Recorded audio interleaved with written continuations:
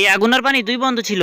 তারা যখন রাস্তা দিয়ে হাঁটতেছিল তখন তাদের সামনে একটি লোহার বেড়া পড়ে। পানি তার গেঞ্জি খুলে ওপারে চলে যায় আর আগুন লোহাকে গলিয়েই সামনে চলে যায়। পানি আগুনকে একটি ক্লাবের ভিতরে নিয়ে যায় যেখানে আগুন যাওয়া নিষেধ ছিল। আগুন সেখানে প্রবেশ করার পরে সেখানে একটি ফানুস ছিল, সেই ফানুসটি উড়তে শুরু করে। পানি এই দৃশ্য দেখে চিৎকার করতে থাকে। তখন আগুন তাকে বলে, তাড়াতাড়ি তুমি আমার কাছে চলে আসো, আমরা এখান থেকে উড়ে চলে যাই। এরপরে তারা দুজন ফানুস শহরে এক শহর থেকে অন্য দেশে চলে যায়। অন্য শহরে গিয়ে দুজনে যখন ঘুরতে বেড়ায় তখন পানি খেয়াল করে আগুন নতুন একটি পোশাক পরে এসেছে। পানি অবাক হয়ে পোশাকটি দেখছিল। ঠিক তখনই আগুন তার কাছে গিয়ে বলে, চলো আমরা সিনেমা দেখতে যাই। সিনেমা দেখা শেষ করে তারা চলে আসে একটি পার্কে ঘোরার জন্য। সেখানে এসে তারা 3টে টিকিট সংগ্রহ করে। এরপরে তারা নিচে নামার জন্য লিফটে ওঠে। ঠিক তখন লিফটের ভিতরে মেঘের পরিবারও আসে। ঠিক তখনই পানি আগুনকে আড়াল করে রাখে যাতে তাদের কোনো সমস্যা না হয়। আসলে পানি আগুনকে খুবই পছন্দ করতো, কিন্তু আগুন আর পানি একত্রিত হয় না, এই জন্য সে তাকে প্রপোজ করতে পারে না। এদিকে পার্কে হাঁটতে হাঁটতে হঠাৎ করে আগুনের রং পাল্টে যায়। এটি দেখে পানি অবাক হয়ে যায়। আগুন নিচ থেকে একটি নীল কালারের হিরে তুলে। এরপরে সে কিছু একটা ভাবতে শুরু করে। এরপরে সে লাফ দিয়ে অন্য একটি হিরের উপরে উঠতেই তার রং আবারও পরিবর্তন হয়ে যায়। এরপরে আগুন বুঝতে পারে, আমি যেই কালার উপরে পা দেবো আমার গায়ের রং সেই কালারে পরিণত হয়ে যাবে। আগুনের এই দৃশ্য দেখে পানি তাকে বলে, দাঁড়াও তোমাকে আমি একটা ম্যাজিক দেখাই। এই বলে সে পানির উপরে ছুটতে শুরু করে। ছুটতে ছুটতে এক পর্যায়ে আকাশের উপরে রংধনু দেখা যায়।